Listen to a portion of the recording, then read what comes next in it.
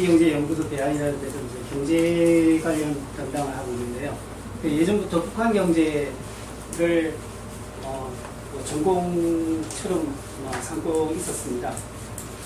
오늘 말씀하실 때 북한이 왜 이렇게 갑자기 우리가 보기에 갑자기 방향 전환을 했느냐라는 게 주제라면은 좀 다르게 준비를 해 왔어야 되는데 같이 연결해서 설명을 드리겠습니다. 사실은 상당히 준비되어 왔던 과정이라고 생각이 들었고요. 북미 관계를 개선한다라는 문제는 이거는 1990년 그러니까 1989년에 소련이 붕괴하고 그 이전부터 중국은 개혁 개방을 실시했거든요.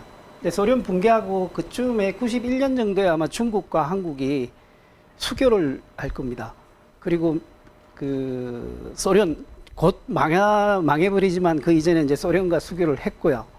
이제 그렇게 되면서 북한도 대외적인 관계를 개선하지 않으면 안 된다라는 생각을 해왔던 것 같아요. 일단 그와 관련해서 경제적으로 우리 뭐 남북의 창인이라든지 텔레비전에 가끔 소개하는 거 보면 그리고 이제 이제 탈북한 사람들이 많다 보니까 탈북한 사람들이 대담에 나오고 하지 않습니까? 그러면 많이 알려져 있는데 북한에서 시장은 사회주의하고는 무관한 거라고 우리가 이렇게 통념적으로 알고 있는데 시장이 크게 확대되고 있다라는 이야기를 많이 전해드렸을 거라고 생각이 듭니다. 그래서 북한은 아직까지 정치는 독재적으로 하고 있는데 경제는 왜 저렇게 많이 또 시장화가 되었을까? 그 부분하고 또 이제 남북 관계를 전환하는 거하고를 연결시켜서 사고하기가 그렇게 쉽지는 않은 것 같아요. 그래서 그걸 좀 연결해서 설명을 드려보겠습니다. 이제 북한, 소련을 포함해서 그리고 개혁 개방하기 이전에 중국까지 그 사회주의 체제가 이제 어떤 체제였나 하는 데 대해서는 이제 이데올로기적으로는 북한의 국가 이념이라든지 한국의 반공교과서 같은 경우에는 그리고 일반적인 교과서적 이야기는 자본주의는 착취가 있고 그리고 시장이라는 것이 무정부적이기 때문에 이제 공황에도 직면할 수가 있다. 그래서 상품 교환 관계니까 가끔씩 공황이 일어나는 거고 자본 임노동 관계가 있기 때문에 이제 노동자에 대한 자본가의 착취가 있다. 그래서 생산수단을 국유화하고 나라를 전체적으로 계획하면 계획적으로 발전할 수 있고 그리고 착취도 없어진다. 이렇게 설명을 하고 있습니다. 지금도 자기들은 이제 사회주의라 이야기하고 그렇게 이야기하고 있는데 그런데 현실적으로 따져보면 거의 어떤 체제인가 하면은 전쟁 체제라고 할 수가 있는데요. 모든 자원을 하나의 유일한 목적, 이 유일한 목적이 북한에게는 한국 전쟁을 끝마치고 나서는 체제 수호입니다. 그리고 미국으로부터의 침략이 있다고 상상하고 있었고요. 그런 유일한 목적으로 자원을 집중하는 체제거든요. 근데 그렇게 하려고 하면 중요하지 않은 부분으로 자원이 유출되면 안 되는 거죠. 그리고 뭐 똑같은 이야기인데 이 유일한 목적이라고 하는 것은 경제적 효율성에 의해서 판단한 게 아니라 국가 안보 혹은 체제 수호라는 정치적인 결정에 의해서 이제 자원 배분의 우선순위를 차지하는 거죠. 그러면서 이 정치적인 자극과 애국심에 호소하면서 이렇게 인센티브를 많이 준다든지 이런 것이 아니라 물론 인센티브도 있습니다. 애국심에 호소하는 그러한 방식으로 노동을 독려하는 체제인데 이게 사회주의에 대해서 어떤 학자가 정의한 겁니다. 소련도 이랬다라는 거죠. 마찬가지로 중국도 이랬다라는 거죠. 그래서 이제 다음 설명을 드리면요. 우리가 이제 우리는 개인이 사회를 만들어 가지고 살지 않습니까? 그러면 독자적으로 살면서도 협력을 해야 되는데 이 많은 사람들이 협력을 하는 방법은 크게 보면 두 가지가 있습니다. 전체 계획을 짜가지고 움직이는 방법이 있고 아니면 각자 알아서 하면은 자연스럽게 조절이 된다는 믿음을 갖고 살아가는 방식이 있는 거죠. 그런데 세상은 복잡하기 때문에 계획을 전체적으로 다 완벽하게 할 수가 없습니다. 그리고 내가 독자적으로 결정하고 남이 또 독자적으로 결정해가지고 정말 조화롭게 되느냐, 생각이 각각 다르기 때문에 충돌을 하거든요. 그러다 보니까 어떤 사회든지 중요한 것은 계획을 하고 중요하지 않은 것은 각자에게 맡기는 이런 방식으로 되어가고 있거든요. 그래서 한국도 시장 경제라고 이야기하지만 상당히 그는 이념적인, 이제 북한이 있고 옛날 사회주의가 있었기 때문에 이념적으로 자유시장 경제라고 하지만 우리는 국가가 있고 그리고 거대 삼성 같은 기업은 그 내부는 시장이 아니거든요. 거대한 조직이거든요. 그래서 세상은 전부 다 계획과 시장의 조합으로 되어 있습니다. 근데 이거는 변치 않는 거거든요. 그래서 사회주의가 계획경제라고 주장했지만 거기도 시장이 있었고 우리가 시장경제라고 주장하지만 큰 계획이 있는 거죠. 국가가 행정적으로 동사무소까지 놔두고 하는 건 분명히 계획이거든요. 결국은 그런 거였는데 계획의 장점이 하나 있습니다. 의사결정을 국가가 하는 거죠. 그리고 자원 배분을 할 때 어떻게 하느냐. 국가 전략에 따라서 배분을 하는 거죠.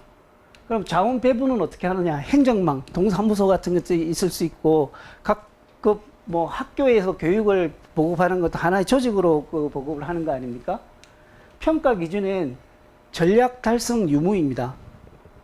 어떤 목적이 교육을 시킨다, 교육을 잘 시키고 있는 게 국방대로 잘 되는가 하는 것들이거든요. 근데 시장은 각자가 판단을 하는 거죠. 그러면 자원 배분을 할 때는 각자가 판단하면은 뭐 남을 위해서 희생하는 사람도 있겠지만 기본적으로는 잘 되려고 할 이윤 동기가 강하다고 봐야 되겠죠. 그럼 자원 배분 방법은 이제 상업망입니다. 내가 일을 해주고 돈을 받고 계약을 해서 서로 상품을 교환하는 거죠. 이때 평가 기준은 대체적으로 효율성을 따지게 되거든요. 그래서 계획이라는 이야기 의미는 사회주의에서 특히 계획이라는 이야기의 실제적인 의미는 나라가 결정한 전략적 우선순위, 이게 대부분 군사 부분이었습니다. 소련이 등장하고도 바로 내전에 들어가거든요. 중공이 수립되고 나서 49년에 수립되는데 바로 한국 전쟁에 뛰어들게 되거든요. 그러니까 이 나라들은 사회주의를 수립한다라고 하고는 순간부터 전쟁에 들어갔기 때문에 이 전쟁 체제로 나라를 꾸렸던 것이고 꾸리면서 이제 이 사회주의 이념으로 그걸 정당화했던 거죠. 그럼 시장화가 지금 계속 진행되고 있다라고 했는데 시장화의 의미는 뭔가 하면은 사회주의에서 계획 부분이 축소된다라는 것은 국민들한테 일반 사회 구성원한테 네가 잘 되는 걸 선택하라고 했을 때 희생이 요구되는 국방 부분으로 투자가 잘 이루어지지 않게 되거든요. 그래서 우리는 시장 경제라고 불리는 사회에서도 국방 부분은 국가가 행정적으로 하는 거라는 말이죠. 그래서 시장을 화를 많이 한다는 이야기는 전략적인 부분의 절박성이 줄어들었다라는 거죠. 기본적인 것만 하면 국가가 하면 되고 예전에는 있는 자원 없는 자원을 전부 다 긁어 모아가지고 일단 국방을 지키고 그 다음부터 후방의 문제를 해결했는데 지금은 그 자원에 대한 절박성이 어느 정도 줄어들고 있다라는 걸 시장화가 의미한다라는 거죠. 그러면 북한이 북미 대화를 하고 한국과도 남북 경계를 하고 협력하려고 하는 것은 상당히 오래전에 시작됐다. 그게 뭔가 하면은 1990년대부터 시장이 확대되기 시작했거든요. 시장이 확대되었다는 이야기는 국가적인 부분, 국방 부분으로 돈을 몰아야 될 필요성이 아니면 그러한 생각들이 줄어들었더라는 것을 의미하는데, 그래서 이제 시장에 대해서 시장화가 어떻게 진행되는가를 지금 말씀드리려고 합니다. 근데 이제 일단 그리고 북한이 계획경제라고 하다 보니까 사회주의 체제가 위기가 오기 전에는 시장이 없었던 것처럼 생각하기가 쉬워요. 근데 시장은 없을 수가 없습니다. 왜냐하면요, 나라가 다 계획을 한다는 것은 불가능하기 때문에 상당 부분을 자발적으로 맡기지 않고는 안 되는 거거든요. 그래서 이제 우리가 잘 알듯이 이제 이거는 교과서에도 나오듯이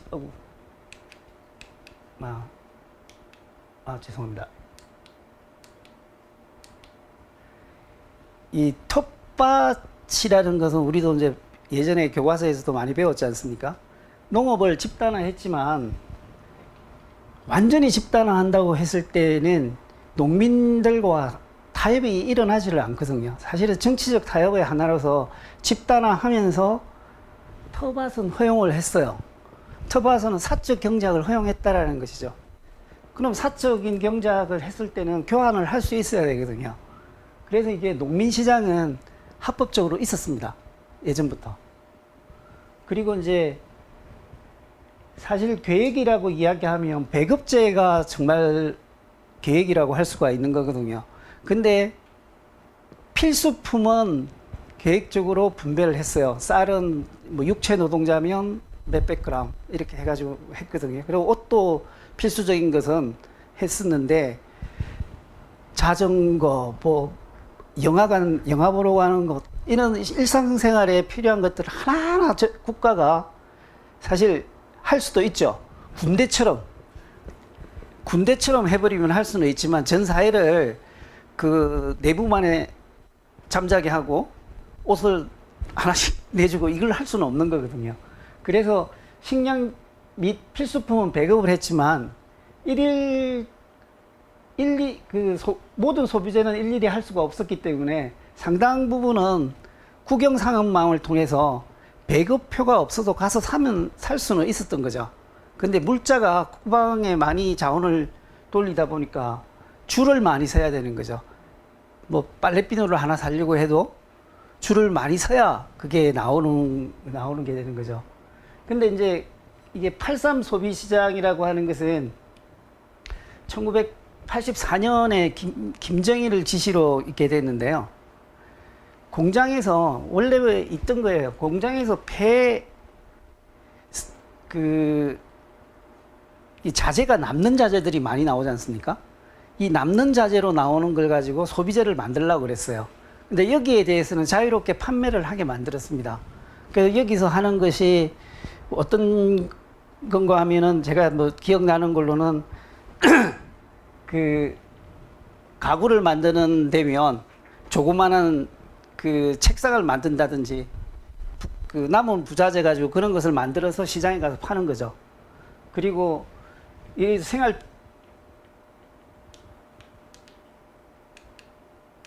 그래서 83 소비재 시장이라는 것이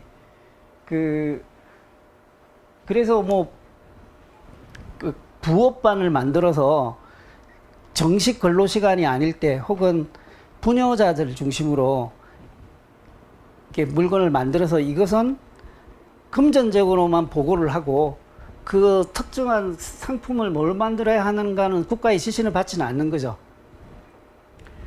그리고 이제 이 계획 내부에도 시장이 있었습니다. 뭔가 하면 큰 공장이 있다고 했을 때 여러 공장이 이게 서로 맞물려 있는데 투입과 산출을 정확히 계산해 낼 수가 없거든요. 그러다 보면 남는 거나 모자라는 게 있을 수밖에 없고, 이걸 항상 국가계획위원회에 갖다 줘서 다시 배분되게 할 수는 없기 때문에 실제적으로는 계획 공장끼리도 자재 거래를 했습니다. 그런데 이제 그러다 보니까 김일성 연설 같은 데를 보면 자재 일꾼들이 조그마한 목재 하나를 찾아서 전국을 돌아다닌다. 왜 자재 배급을 그렇게밖에 못하느냐라고 하는 지시 사항들이 나오거든요. 이제 이런 시장들이 있다 보니까 사회주의에서 화폐가 존재했습니다. 임금을 그대로 받았고요. 그러니까 배급표로 받는 거는 중요한 쌀, 이거는 돈과 배급표가 있어야 사는 것이고, 장마당에 가서, 농민시장에 가서 물건을 사는 것은 뭐 쌀을 산다든지 채소를 산다라는 것은 자기 임금에서 갖고 와서 샀던 거죠. 그러다 보니까 여전히 처음에 1930년 뭐 소비에트 때는 화폐가 없어져야 되지 않냐는 생각을 했지만 화폐는 없을 수가 없습니다. 그러니까 완벽하게 계획을 하면 화폐가 사라질 수가 있는데, 완벽한 계획이 되지 않고 재량으로 맡겨야 되는 부분이 존재하는 한 화폐는 사라지지는 않거든요. 이제 그렇게 되다 보니까 화폐도 자본주의, 일반적인 자본주의와 마찬가지로 화폐가 위력이 있는 거죠. 그러다 보니까 암시장이 생기는 겁니다. 이 암시장은 따로 있는 건 아니고, 이런 다양한 시장들이 공식적인 거래가 아닌 방식으로 이루어진 전체를 다 암시장이라고 하기 때문에, 이제 이런 것, 예를 들어서 농민시장이 있는데 여기에 가끔 예전에는 공업 제품은 팔지 못하게 했거든요. 근데 공업 제품을 갖고 와서 쌀과 바꿔버린다든지 하면은 이게 암시장이 되는 거죠. 이런 식으로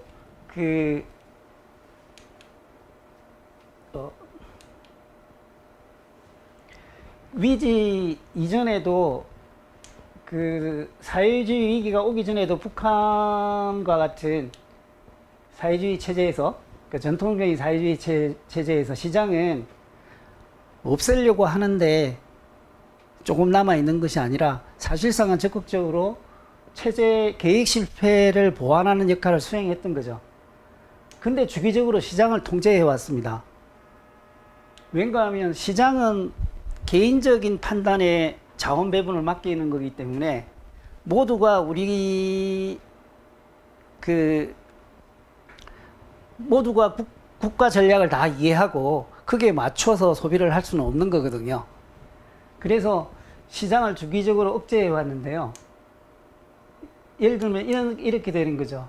농민시장을 합법적이지만 과도하게 발달을 시키면 협동농장에서는 농사를 안 짓고 터받을수만 열심히 짓고, 이건 계속 그래 왔거든요. 그리고 협동농장의 비료를 가져가서 터밭만 가꾸는 거죠. 그래서 이게 생산성이 엄청 높았던 거죠. 그리고 8.3 소비재 시장을 활성화시켰는데, 활성화시키니까 뭐가 문제가 생기냐 하면은 일부러 남는 자재를 많이 만드는 거죠. 자재를 아끼지 않고, 뭐 큰 목재면 요만한 거 자를 때마다 큰 거 갖고 와서 자르고 다 버리는 자재로 만들어서 나가서 더 많이 파는 거죠. 그렇기 때문에 시장은 경제를 활성화시키는 데는 힘이 있는데, 그걸 너무 활성화시켜 버리면 국방 부분으로 가야 될 자원이 소비재로 흐르는 경향이 있기 때문에 주기적으로 자본주의 요소에 대한 견제라는 명목으로 시장을, 우리가 지금 한국 사회에서도 뭐 적절한 우리도 암시장이 있지 않습니까? 그래서 단속을 하는데 완전히 없애지는 못하거든요. 그래서 뭐 불법적인 게 있으면 이게 어떤 특정 시점에 너무 확산되었다 싶으면 조금 쪼고, 또 약간 놔뒀다가 쪼고 하는 식으로 단속을 하지 않습니까? 우리 뭐 조폭 단속이 안 되는 거하고 그게 마찬가지인 거죠. 근데 이게 사람들은 항상 자기들을 합리화시키는 기제를 발전시키는데요. 그렇게 하면 국방산업이 희생된다라는 거 뭐 굳이 말하는 게 아니라, 그건 자본주의적 요소에 물들어서 그렇다라고 이렇게 이제 이념적으로 공격을 하는 거죠. 그래서 이제 시간이 참 어떻게 아니 뭐 빨리 1990년대부터 그 시장이 확산되기 시작했는데요. 이걸 뭐 제 편으로는 군수 부분으로의 동원이 약화되기 시작했다라는 겁니다. 그 북한은 1962년에 그 경제국방 병진 노선이라는 걸 선언을 하거든요. 사실은 국방 우선 노선인 거죠. 이때 뭐 4대 군사 노선이 나오고 그 이때부터 미국과의 전쟁은 불가피하다는 생각 속에 있었고, 그리고 1960년대 같은 경우는 베트남전이 일어나고 하는 과정에서 위기의식도 상당히 북한 자체적으로 위기의식도 높았고, 또 한편으로는 베트남처럼 무력으로 남한을 적화하는 것이 하지 않을까라는 생각도 완전히 버리지 않았던 시기인 거죠. 이 시기는 철저히 이제 국방 위주로 경제를 운영했습니다. 그런데 아까 말씀드린 대로 사회주의가 붕괴하면서 엄청난 위기에 처하게 되거든요. 이때 1993년 12월에 94년부터 96년까지를 완충기라고 이야기하고 3차 경제개발 계획이 있었는데 그거에서 4차로 들어가는 거를 좀 미루고 완충기라 이야기하면서 농업, 경공업, 무역 제일주의를 내세웠습니다. 이거는 사실은 중공업 우선적 발전 원칙을 수정한 거고요. 군사 부분의 우선적 자원 배분을 완화한 거라고 볼 수가 있습니다. 그래서 뭐 지금 여기서 말씀을 드리면 이 시점이 핵이거든요. 핵위기가 발전하는 거거든요. 발생하게 되는데, 그러면 핵위기가 발생하면서 북핵 문제가 되면서 북핵에 돈을 더 많이 투자했던 거 아닌가라는 생각을 가질 수가 있지 않습니까? 뒤에 실제 핵으로 무장을 했고요. 이 핵이 참 옛날 기술입니다. 엄청난 그 위력이 있지만요. 탱크를 만들고 비행기를 만드는 게 값이 더 많이 들어가는 거죠. 재래식 무기를 현대화하는 것이. 그래서 이게 이 비대칭 전력이라고 하는데, 우리가 가지고 있지 못한 것, 미국과 한국이 일단 한반도에 가지고 있지 않은 핵을 개발하는 것이 오히려 국방 부문에서 싸게 친다고 생각했던 것 같아요. 그래서 핵으로 몰입하면서 다른 부분들은 시장을 완화하는 방향으로 북이 갔던 것 같다라는 추측을 낳게 합니다. 그래서 그것을 어떻게 했는가 하면요. 공장이 안 돌아가거든요. 그래서 이게 왜 잘 안 돌아가는가 하면 석유가 91년에서 92년에 반이 줄어들어요. 소련에서 들어오던 석유가 반 이상 줄어들거든요. 공장이 안 돌아가니까 노동자들을 일단 방출합니다. 개인 생산에 집중할 수 있도록 대거 방출을 하거든요. 공장이 안 나와도 되니까. 그러니까 기업 자체도 부업지가 있거든요. 부업지가 있고 개인 소토지 등에서 개인 생산에 종사하는 방식으로 노동력을 이렇게 풀었습니다. 그리고는 이제 기업의 자율권을 강화했는데요. 이제 이거는 이제 해석을 하기가, 우리가 계획을 한다고 하면은, 계획 생산을 한다고 했을 때는 탱크 몇 대를 만들라 이렇게 현물 지표를 강철 몇 톤, 이게 중요한 거거든요. 수익을 얼마 내라고 하는 지표는 중요하지가 않습니다. 그래서 북한 기업에는 현물 지표가 있고 액상 지표가 있는데, 현물 지표는 전략 부분입니다. 강철 얼마. 그런데 생산액 얼마도 지시를 하거든요. 그러면은 생산액만 맞추면 되는 것이고, 그 생산품에 대해서는 기업이 독자적으로 결정할 수 있는 게 이제 화폐 지표인 거죠. 액상 지표인 거죠. 그럼 크게 봐도 두 개의 지표가 있는 거죠. 국가에서 반드시 시키고 있는 현물 지표가 있고, 이런 뭐 강철, 석탄 뭐 이런 게 되겠죠. 다른 것들은 가격은 국가가 대체적으로 결정을 했는데, 그걸 맞추면, 이 생산액은 맞추면 되는 거죠. 근데 여기서 현물 지표를 축소하고 액상 지표를 강조를 했습니다. 그래서 반드시 생산해야 되는 전략 부분만 생산 안 하고 다른 것은 알아서 생산하라고 했던 거죠. 그러면서 이제 기업이 생산물 조합에서 이 자율권이 강화됩니다. 예전에는 국방 부분으로 명확히 전략 물자를 생산하는 방향으로 자원을 보내야 될 때는 이 물량 지표가 아주 중요한데 여기서 이제 물량 지표를 줄이는 거죠. 그러면 전략 부분으로 자원 동원을 낮췄다라는 이야기가 되는 거죠. 그리고 무역 권한을 하방했는데요. 예전에는 계획적으로 생산을 하는데 자재가 부족하거나 생산되지 않는 것은 국가가 독점적으로 수입을 해왔거든요. 그런데 기업 차원까지도 독자적으로 무역을 하라고 그랬어요. 그럼 예전에는 왜 기업 차원에까지 맡기지 않았는가 하면은 기업이 자기 필요한 거 사오면은 기중한 외화가 전략 물자를 사는 데 쓰이지 않을 수가 있는 거죠. 그런데 여기 와서는 식량난이 문제가 되고 기업 자율권을 보장한 상태에서는 뭐든지 돈이 되는 것은 갖다 팔고 식량도 자체적으로 해결하는 방향으로 가라고 한 거죠. 이렇게 되니까 전반적으로 시장화가 확대가 됐고요. 이 무역 권한이 하방되다 보니까 1993년 정도부터는 남북 경협도 시작했습니다. 예전에 제가 대기업에서 남북 경협 업무를 맡았었는데요. 90년대에요. 이때 북한 사리원 이런 데서 옷 가공하러 북경에 나와서 협상도 하고 그렇게 했었거든요. 이제 이렇게 1990년대가 지나가는데 요 이제 완충기 시기가 또 달리 뭐라고 불리는가 하면은 고난의 행군기죠. 이때 아사자가 몇십만이 나왔다는 이 어려운 시기가 이제 북한으로서는 어려운 시기가 이때였는데요. 이때 왜 그렇게 어려웠는가는 다시 좀 더 연구가 필요합니다. 그리고 중국도 그때 안 도와줬거든요. 그때는 왜 그랬는가 하는 문제는 좀 더 검토가 필요한 사안인 것 같고요. 그 다음에 이제 북한은 김일성이가 죽고 난 뒤에 유훈 통지를 하는데 유훈 통지를 1997년까지 합니다.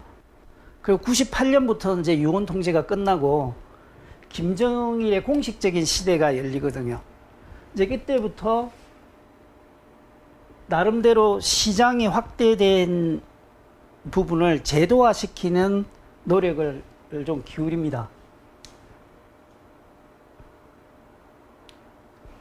한 90년대에는 이런 현상들이 아까 말씀드렸던 노동력 방출, 기업 자율권 확대, 무역 권한 하강으로 시장화가 상당히 많이 진전돼서 그 조사에 의하면은 탈북자들의 78%, 소득의 한 78%는 장마당이라든지 이런 데서 구했다라는 이제 이 앙케이트 조사가 있고요.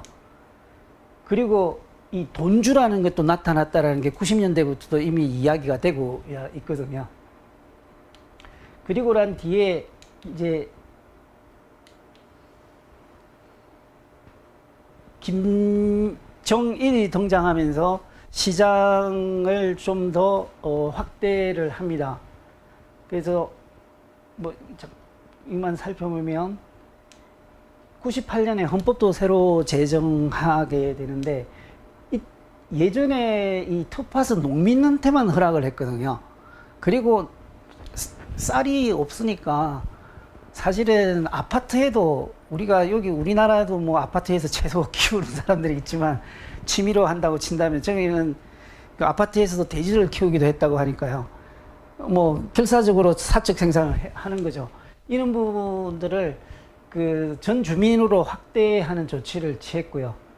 그리고 이런 무역 권한에 대해서도 북한이 법치주의 사회는 아니지만 그래도 공식적인 단어를 바꾼다라는 것은 상당한 사회 변화를 반영한 것에 대한 표현이거든요. 그러한 것들이 이제 감지가 됐고요. 그리고 김정일의 2001년 지시라는 것들이 이제 알려졌는데 그 지시를 보면 군수 산업과 기관 산업을 제외하고는 지방에서 알아서 하는 걸로 돌리라는 지시가 있고 가격 재정 권한을 하방했다라는 것, 그리고 이 사회주의 물자 교류 시장이라고 이야기하는데, 예전부터 아까 말씀드렸듯이 공장 간에는 자재 거래가 비공식적으로 있었단 말이죠. 이것을 사회주의 물자 시장이라는 이름을 붙여서 공식적으로 허용을 합니다. 이제 이렇게 되니까 상당 부분의 전략 물자를 생산하는 공장을 빼고는 이미 기업이 사유화되지는 않았지만 시장을 목표로 생산을 하기 시작하는 거죠. 생산물의 선택도 상당히 자율적으로 하게 되고요. 이제 그렇게 되면서 2002년에 7.1 조치가, 이게 유명한 조치인데, 근데 2002년이니까 벌써 15년이 지난 거죠. 이 조치, 그러니까 북한은 시장화를 진행시킨 지가 상당한 기간이 지났다고 할 수 있는데요. 농업에서는 일단 국가가 수매하는 양을 축소합니다. 그리고 수매가를 인상해 주고요. 이 수매가 인상이라는 것은 북한이 이제 군수산업을 일으키기 위해서 중공업 위주로 발전을 해왔는데, 자본이 없기 때문에 이 자본은 거의 농업에서 의존해 왔습니다. 그러니까 제일 간단한 방법은 그거죠. 쌀을 싸게 사고 공산 제품은 비싸게 농민들한테 파는 방식으로 국가 부분, 공업 부분에서 이윤을 많이 남기는 방식으로 그 군수산업 중심으로 중공업을 발전시켰던 거죠. 근데 그런 부분에 어느 정도 이완을 준 거죠. 쌀을 비싸게 사주는 거고, 이 도시 부분에 수매를 해야 도시 부분에 이제 그 도시 노동자들은 농사를 짓는 사람들은 아니니까 도시에 배급이 될 거 아닙니까? 이제 이런 부분, 그 조치가 일단 있고요. 이제 대표적인 것은 아까 말씀드린 것들이었는데, 현물 지표를 축소하고 액상 지표를 확대하는 것이 더 확대되었다라는 거죠. 여기서 그럼 7.1 조치에서는 뭐 이 번수입 지표, 이렇게 특별히 지표 같은 것을 만들어서 법으로, 예전에는 지시로 했던 것을 여기에서는 좀 더 제도화했다고 할 수가 있겠죠. 그래서 뭐 중복인데 전략 부분으로의 자원돈을 축소하는 것을 의미하고요. 그 시장은 예전에 농민 시장을, 농민을 뗍니다. 그 우리는 종합시장이라고 부르는데, 종합시장이라고 부르는 것은 남한 학자들이 종합시장이라고 부르고요. 북한에서는 그냥 시장이라고 부르는 거죠. 예전에는 농민시장이라고 해서 농산물만 거래하게 되었던 것을 시장이라 부르면서 이제 종합시장으로 발전을 시킨 거죠. 북한이 그러니까 군이 한 200개 되거든요. 그러니까 군 단위가 평양 같으면 구가 되고요. 그리고 시, 또 작은 시, 이게 한 200개 되는데, 이 당시에 각 군에 한 2개씩의 시장이 생겼다. 그래서 400몇 개가 인공위성으로 촬영을 하기도 하고, 뭐, 그렇게 추정을 해가지고 그 정도가 지금 활성화되어 있다. 장마당이 활성화된다는 이야기가 이때부터 나왔습니다.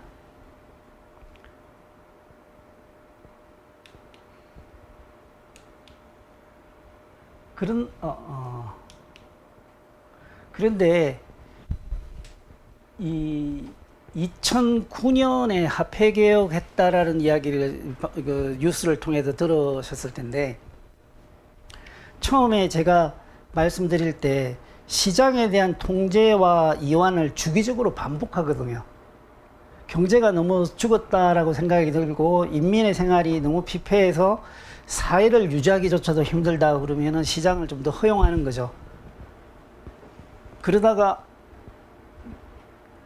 너무 사회 체제도 이완이 되고 자원도 전략 물자료에 집중이 잘 이루어지지 않으면 자본주의 풍조가 돈다라는 명분하에 또 시장을 조이는 거죠. 그런 조치가 한번 그러니까 김정은이 집권하기 전에 2000년 하반기에 시장 정돈이라고 이야기하는데 시장 정돈과 화폐 개혁이 있었습니다.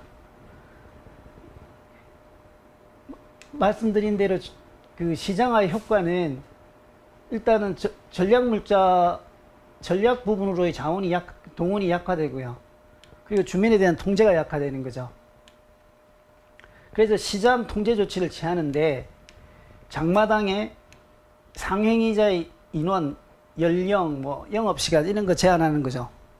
그리고 퇴직했던 여성들이 이제 공장으로 복귀할 것을 종용한다든지, 그리고 이 돈주라는 사람들이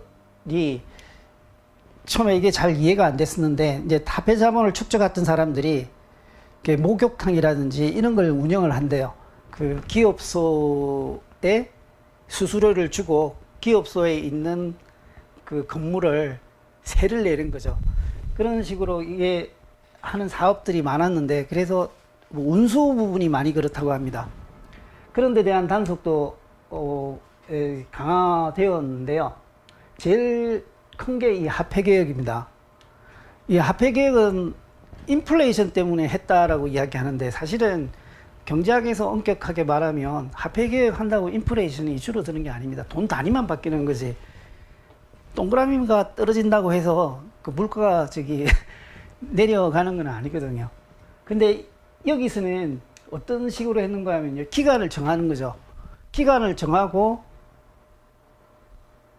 100만 원이면 100만 원 한도를 정해버리니까 기존의 시장에서 돈을 모아놓았던 사람들이 친척한테 그걸 몰래 바꿔달라고, 친척한테 대신 줘서 바꿔달라고 하지 않는 이상은 이 일정액 이상은 몰수당해버리는 거죠. 사용할 수가 없게 몰수는 안 당한다 하더라도 사용할 수가 없게 되는 거죠.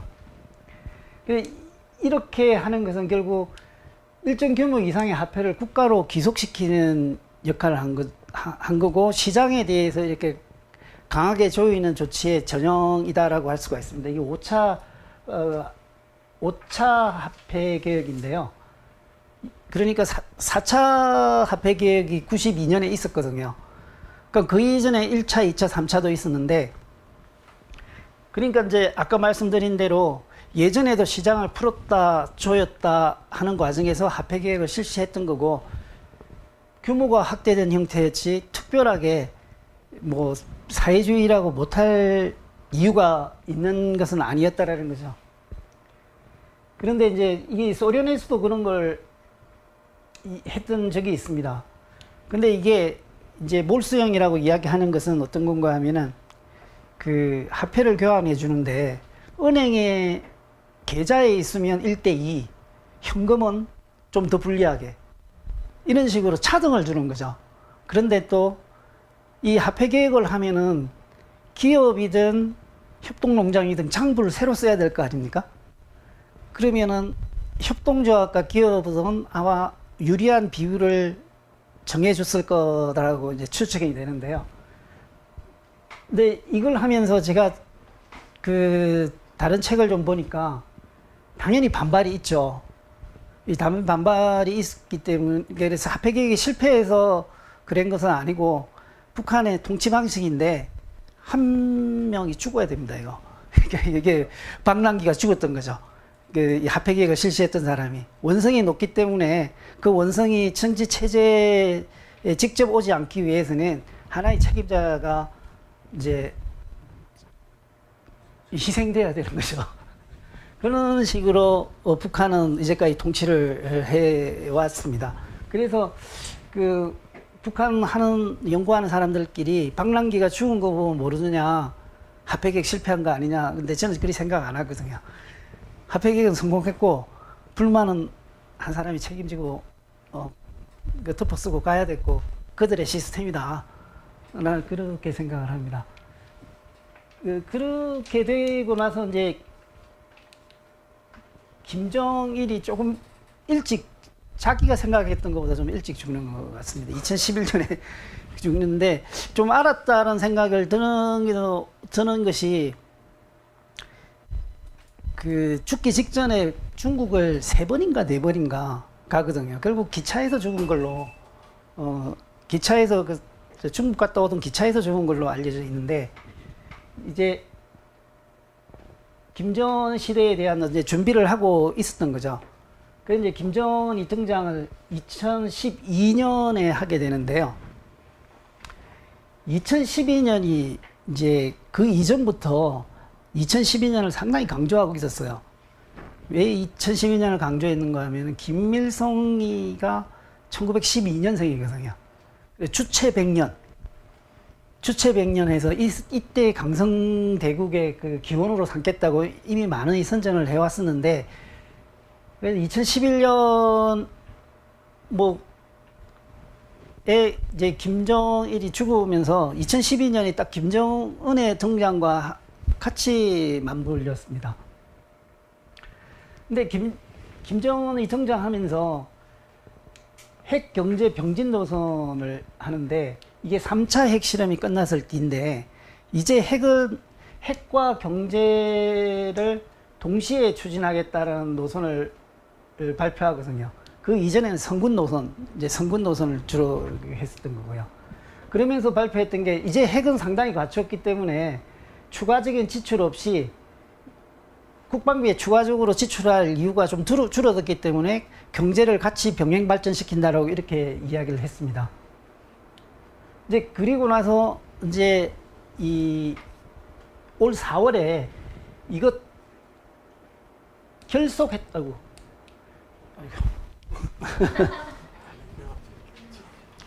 결속이라는 표현을 썼는데요. 결속이라는 게 그 핵을 완성했기 때문에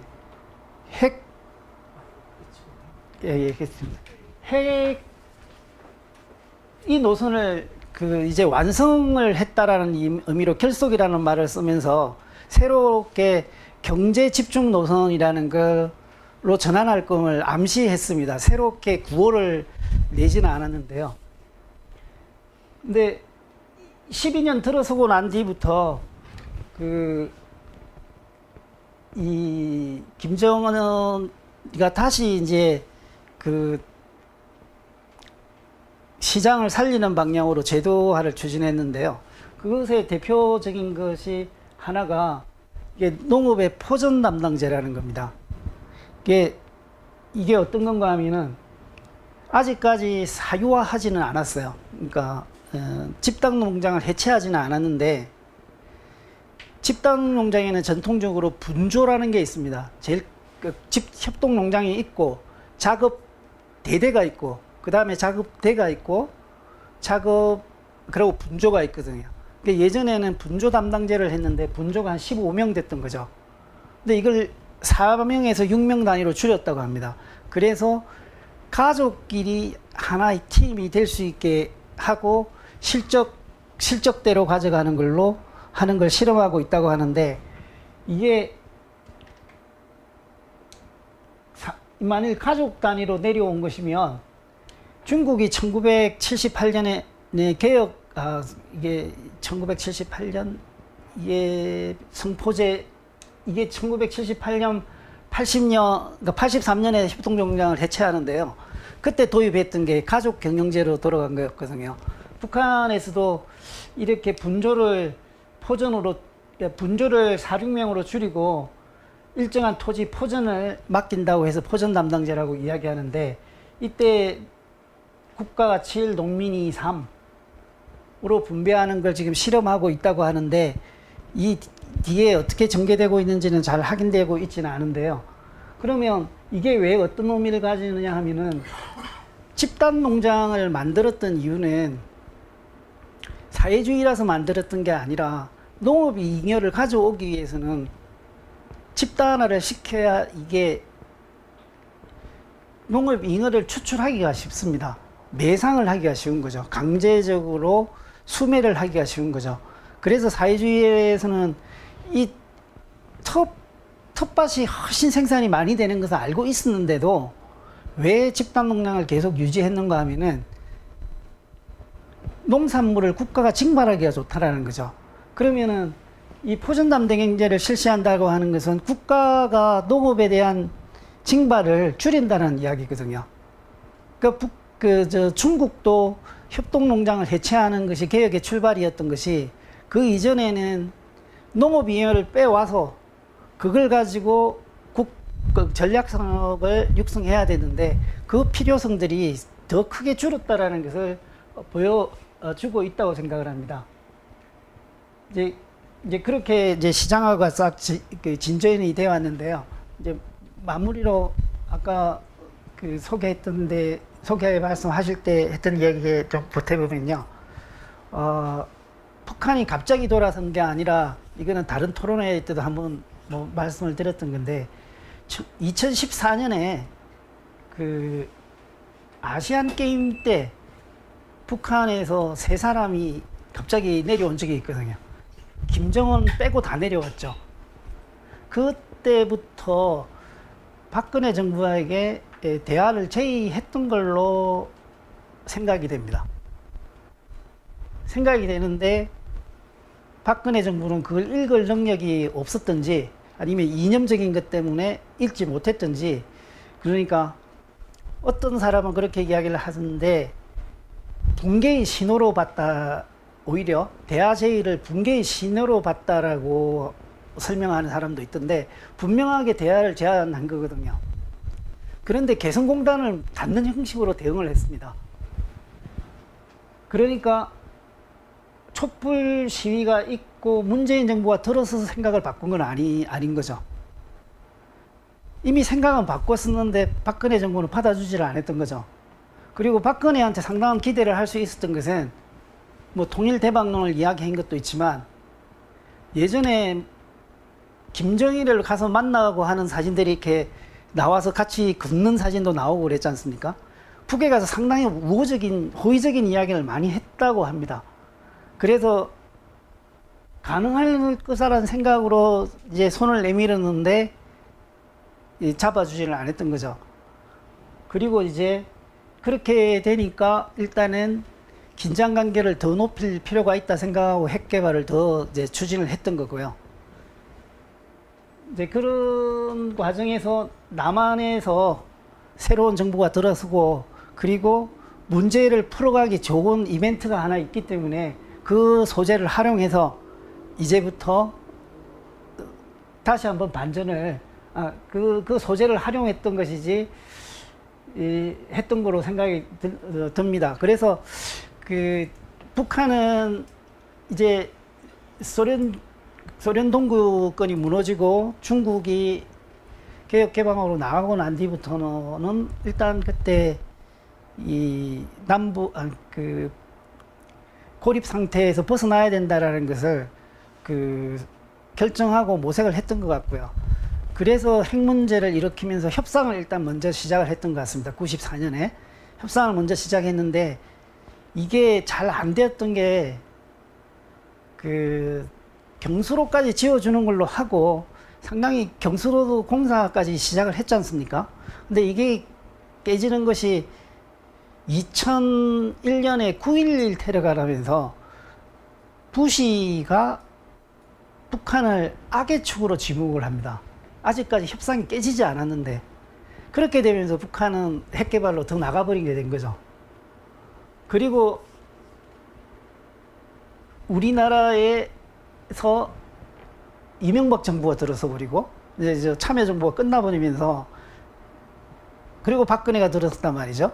그래서 대화 파트너를 만나지 못했던 거고 아까 말씀드린 대로 박근혜 때는 한번 시도를 했지만 했는데 거절을 당한 거죠. 근데 이번에는 이제 이게 호응을 남한으로부터 받아낼 수 있는 조건이 이제 그 성숙이 돼서 이제 다시 이제 원래 한 20년간 미루고 있던 문제를 그 풀어나가고 있는 거 아닌가 이제 그렇게 생각을 합니다. 일단 뭐 그 정도에서 제 강의를 마치겠습니다.